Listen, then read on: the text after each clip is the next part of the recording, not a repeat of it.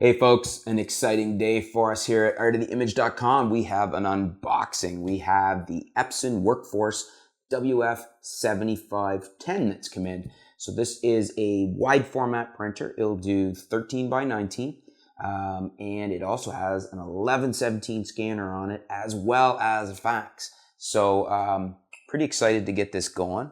We'll talk about the specs in a minute because I want to show you, to discuss with you, point out that this technically on paper should be as good or better than some of the higher priced Epson printers as far as the size of the minimum print dot or whatever they call it, where we've got, the smallest point of ink.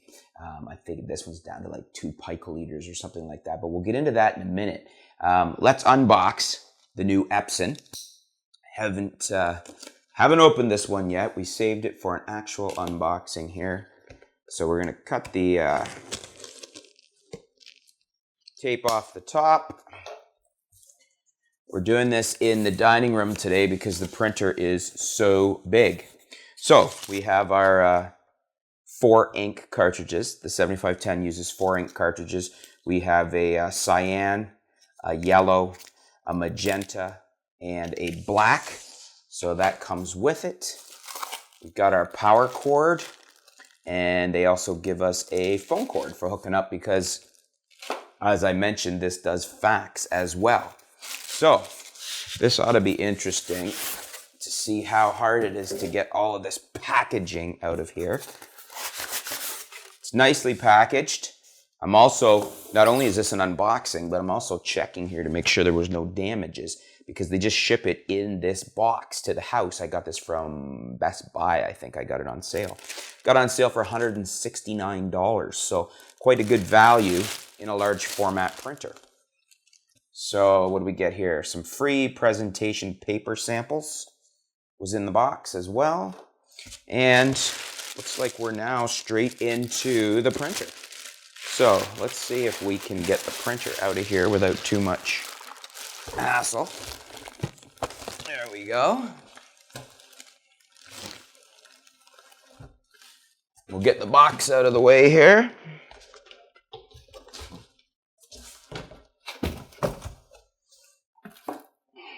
And it looks like the other thing in the box was our Epson manual and our Epson CD disc, our software disc.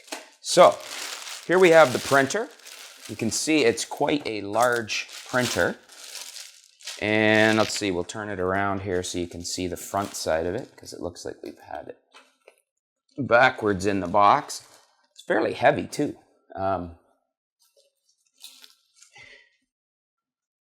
Probably heavier, I would say, than my 1400. I have the Stylus Photo 1400.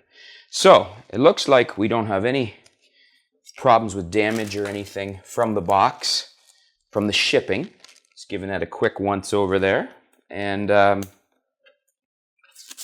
take off the protective wrap. We have the tapes that they always put on here, keep everything from popping up.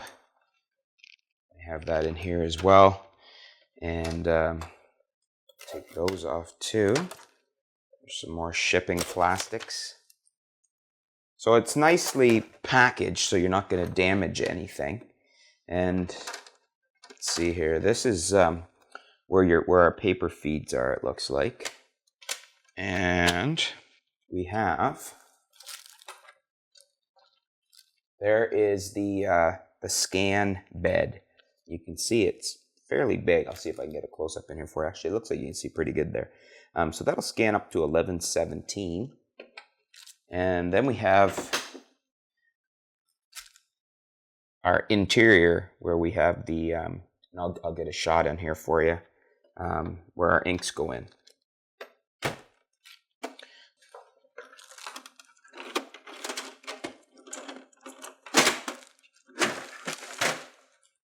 Here's our trays. We have trays in here where the where you load your paper. You can take up to the 13 by 19. Here's the sliders for where the feed, when the paper comes out, where it grabs it. And so there we have it. Now, the big thing why I'm interested in the 7510, why I've got the 7510, and why I'm looking at replacing my 1400, my Epson Stylus Photo 1400 with this is, got some specs here I want to show you. So it's a 4-color CMYK. It has maximum print resolution of 5760 by 1440. And we have 2 droplet sizes as small as 2 picoliters.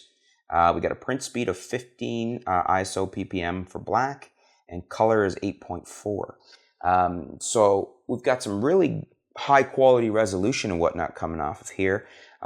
Very small, you know, small as 2 picoliters for drop sizes. So we're talking the same resolution as the Epson R3000. That also has the 5760 by 1440 for resolution, and it also prints as small as 2 picoliters for smallest droplet size.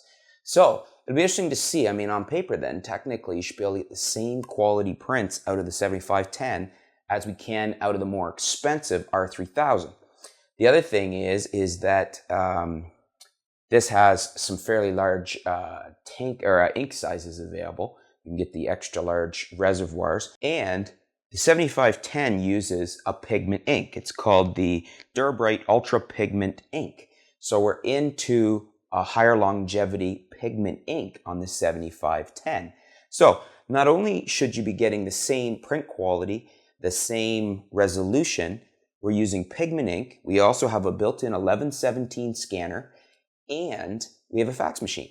So it's pretty cool because you can do a 13 by 19 print, 1117 scan, and a fax machine.